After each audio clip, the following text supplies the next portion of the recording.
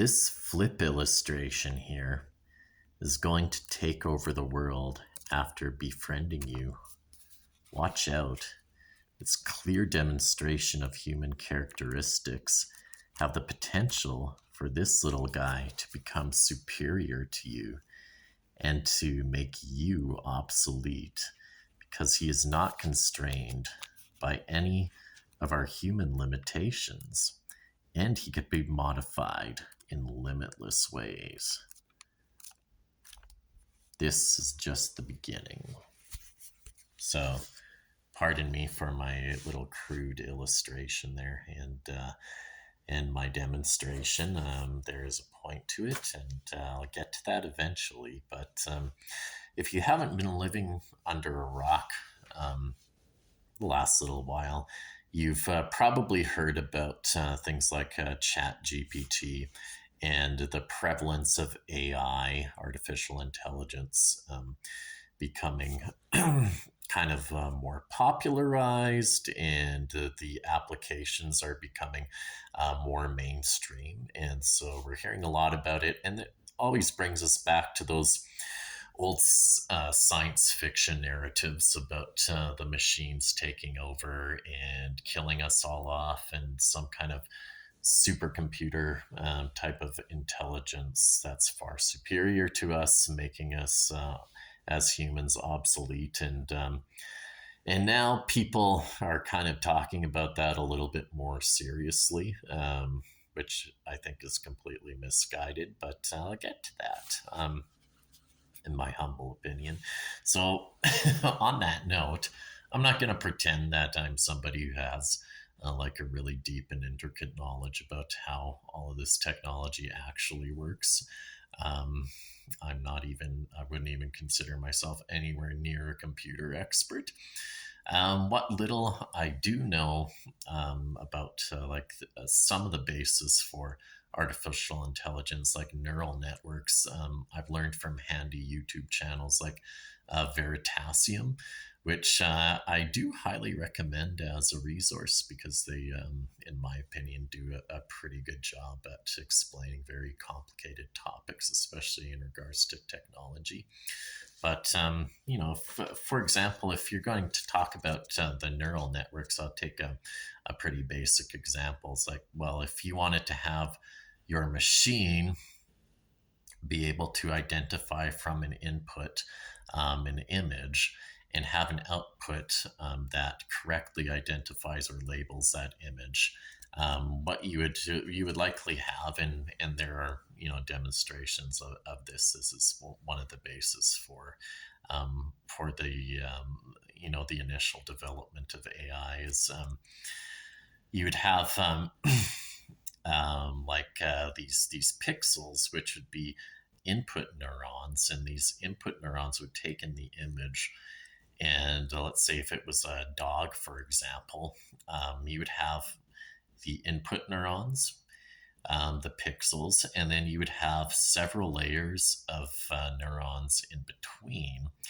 And then you would have your output neurons, which would give you the label, essentially, the output that you're looking for. So what they would do is they would train these networks, and the more layers of neurons that you would have in between, the more accurate and precise the outcome that you could hope to derive would be. So you would take this dog, for example, and you do many different reps training this neural net, and you would end up weighting things, and particular combinations of shapes, for example, would be registered first in the pixel layer, and then that pixel layer, if it captured a particular shape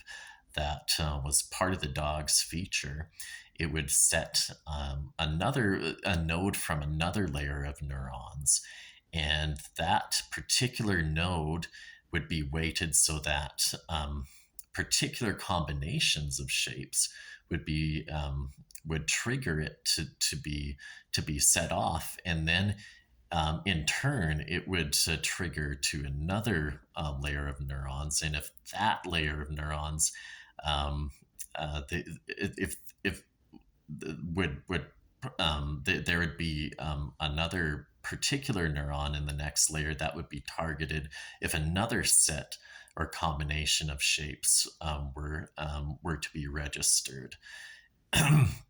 So you go through. I'm totally not explaining this clearly, but you would go through all these layers, and the more layers, the more you could gather all this data, and this combination of data would generate something that you could realistically say, okay, well, we got all these combinations, and now you could say with a fair amount of certainty that this is a dog, right? um, so it's from this principle that self-driving vehicles are also trained, and that they have been also developed through neural networks. And there have been projects that have happened kind of in the past 20 years where they've tried to database a whole bunch of different objects. They basically try to make an encyclopedia of of objects, of like every object that they possibly can, which means millions and millions. And to save these particular algorithms for future reference, and just building a gigantic database in that manner. So, um, I mean, if you want to find a better explanation than the one that I just gave, you can look into this topic in a little bit more detail yourself. But that's kind of besides the main point of what I want to get into. But first of all, like before laying out my critique, as misguided as it might be from my layman's perspective, I find it interesting that just to not harp on the negative side of things. I find it interesting that there are parallels to human learning and computer learning. I think that is quite fascinating. We are always, as human beings, taking in stimulus and getting feedback on that stimulus. So we're storing that feedback in our long-term memory, like whether we have an experience or we're practicing a new skill or something like that. And every time we get feedback, that adjusts the frame in which we look at things, and we better adapt to our environment and circumstances in future interactions. Um, so there's an aspect of machine learning that can be very instructive in making progress, psychologically or in personal development, as humans, by just letting everything come across as data to be treated dispassionately, and that I think that's a very effective way to learn. It's similar to the practice in like Eastern meditative traditions, which have become actually quite popularized with concepts like mindfulness. Practice. And it's just like observing your thoughts and your impressions and everything that basically comes across your consciousness, without attachment. So I think that's pretty interesting. And if you delve into this area, there, that's an application that you could kind of take to the bank with you, which I think is pretty interesting. But I'm going to take on this notion though that of sentience coming about from artificial intelligence, that it keeps on getting hinted at and suggested with very little basis or actual evidence. Now, I started with that demo of a flip, that basic kind of flip cartoon, and it's nothing but a bunch of crappy lines drawn on a page, right? It is in a way like a simple program, or like a simple simulation. In a lot of ways, it's no different from any kind of computer simulation. It has enough characteristics, with the face and the little Charlie Brown curl that I drew on the head, and by turning the page, I also made the arm, if you noticed, turn up and down, kind of like it looks like it's waving. So on some level, you're having a reaction to that, and you're interacting like it's an actual human entity. And now I believe the way that we interact with artificial intelligence forms, in the forms that are now rapidly emerging, are very dependent on the framework or context that we perceive it in. Because you can interact, for example, like with a a chat avatar that looks like a 3D girl with human features, and can give you responses that that you react to, and you feel on like some kind of instinctual level. It doesn't mean that it's anywhere near the real thing, right? You can't you can't ask you can ask a chatbot questions, and can reference a huge database of information found online, or through the interactions that it's had with people training it, and it can construct a story, but that doesn't mean that it's anywhere near sentient. Everything that we do collaboratively has patterns, and patterns that are mutually recognizable. Stories, for example, and Joseph Campbell, and if you listen to people like Jordan Peterson, they talk about the archetypal structure of stories, in that all stories that we recognize and we identify with, and that are popular and kind of iconic in our culture, in all cultures across the board, seem to have a particular kind of arc to them. And we also communicate with words and language, obviously, which is, and each word is just a symbol or a touchstone that we have, and all the context that we feel associated with those words actually comes from us. So if I say something like grandma, or if I say something like table, we all have that reference point in the symbol. That symbol is something that we all recognize, but the way that we experience that is very different from person to person. So we could communicate the same idea, but the experience of that idea is different for every individual.